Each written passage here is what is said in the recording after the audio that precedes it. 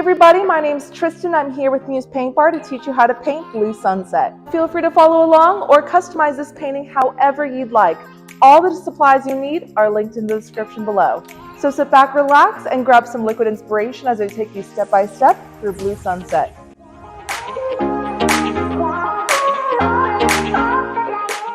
Alright, it's time to paint Blue Sunset. Now, here is my master painting over to the right as an example, and I'm going to be working on this 11 by 14 canvas over to the left. The colors I'm working with today are going to be white, black, blue, orange, and yellow. If you don't have an already pre-mixed orange and you just have some red, mix up some red and yellow paint to get your orange color.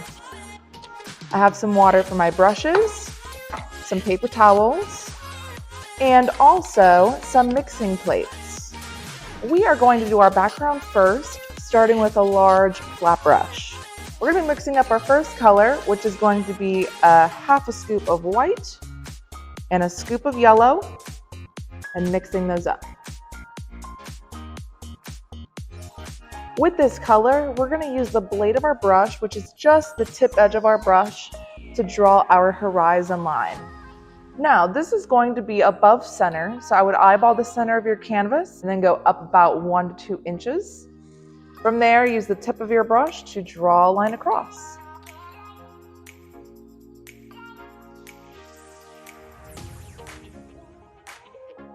Now I'm going to be bringing this paint up about, I would say, 1/3 of the space in my sky.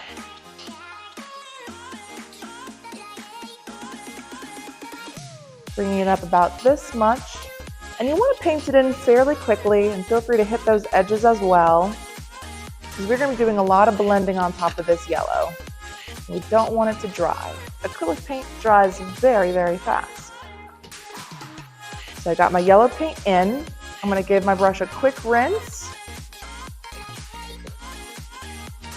and I'm going to get into some white paint. And what we're going to do is put a line of white above our yellow,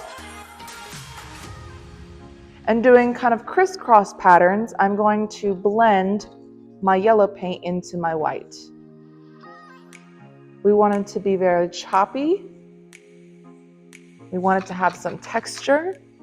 If you feel like your yellow paint comes up too high, you can always get some more white paint to barrier that yellow off from coming up.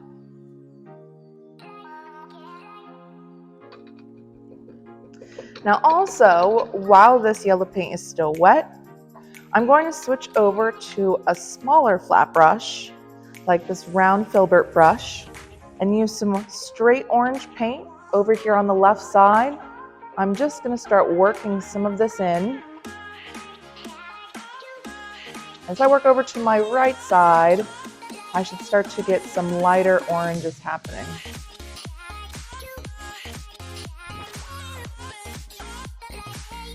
You want it to be nice and vibrant over on the left, and as you work it over to the right, it gets lighter.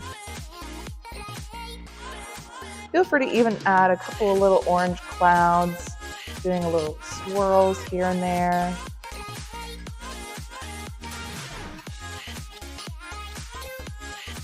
Just using the tip of my brush to swirl those in. Now the last part of my sky is the blue that's at the top.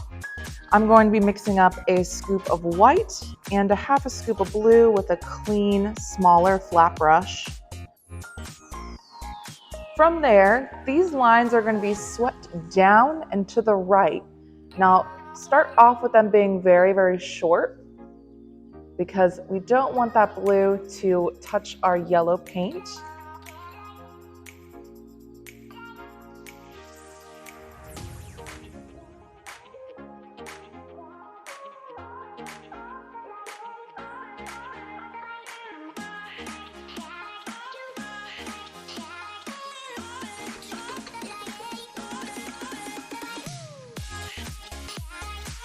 From there, I'm going to get a clean brush and some white paint,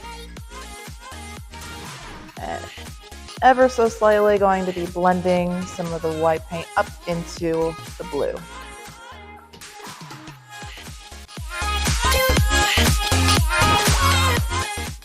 Next is my water. I'm going to be filling up my whole water with this blue that I have mixed up for my sky to start off with.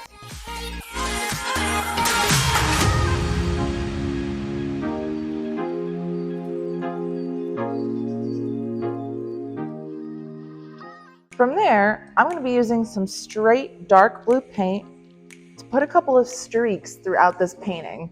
They're majorly on the edges, so I'm going to sweep some of these lines in on the left, and then also some on the right, making sure that I space them out a little bit and that they're not all the same line over and over again. You can even put a couple in the middle if you want to, but you want it to be very streaky.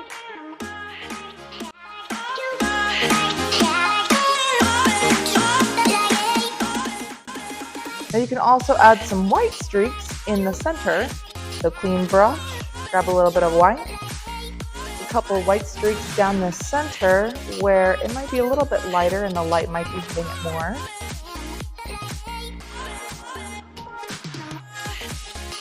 And from there, we're going to be taking our dry break. I recommend using something to dry quicker if you're on a time crunch. I like to use a blow dryer, or you can just leave your painting be for about 10 to 15 minutes and your painting should be nice and dry. Now once your painting is nice and dry, we're going to come back down in our water to be adding the white streaks that are about where your sun's going to be. I'm going to be switching to a small square flat brush. I'm going to be using just the tip edge to make some straight white lines. Now I want my sun to be kind of right here over on the right side. So I'm going to start my lines there and just work back and forth. And you can see these are nice and staggered, while some are smaller, some are longer. As I work my way down, they're going to get smaller in general.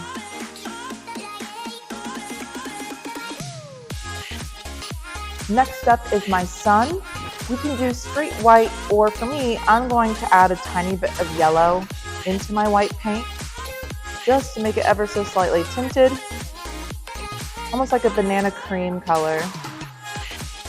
And I'm just going to do a semicircle and fill it in.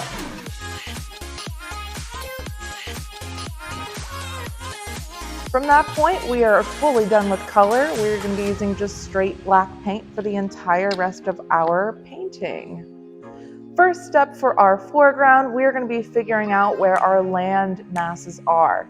So we have one down here on the bottom and a line that goes across our horizon line. I'm going to start with the land down here using a large flat brush, or medium flat brush is fine too. Using just straight black paint. Our land is going to start about 1/3 up the way of our water. And it's going to land all the way on the right side at the bottom corner. You can make this as wavy or as straight as you want. But if you're going to copy, we're going to go downwards, dip, come back up, and go back down again. Once you have that line there, you can fill it all in with black paint. Next, we're going to add the land that is dividing our water and our sky. Just a black line on our horizon line that goes right underneath our sun.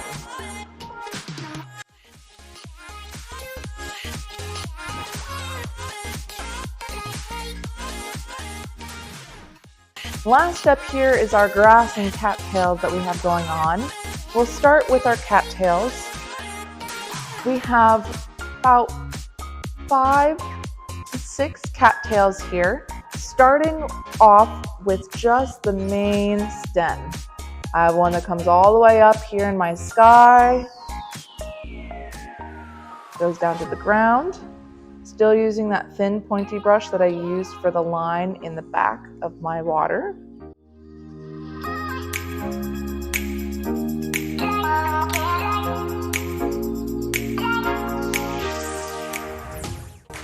To make the leaves, I like to start at the edge of my leaf Start nice and light pressure.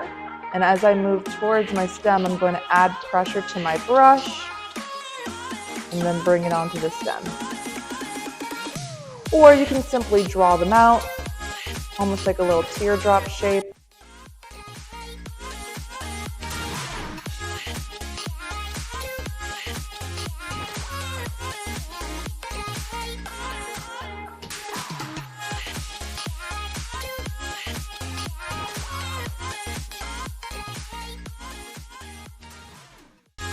Now some of these cattails have little leaves that are nice and thin and long on the sides. And once your cattails are done, you can add little tiny blades of grass along the bottom by just starting on your land and then flicking upwards.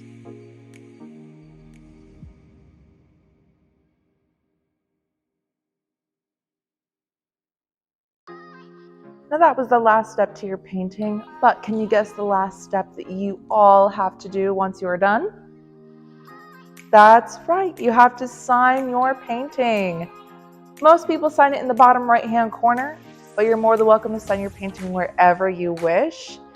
I recommend using your small pointy brush to do your signature. All right, we did it! Congratulations everybody, and we hope you enjoyed this tutorial. Once you're finished, we'd love to see your masterpieces. You can drop them in the comments below or tag us on social media at Muse Paint Bar. If you really enjoyed this video, make sure you like and subscribe to see all of our other how-to videos. Thanks for tuning in, everybody. We'll see you again next time.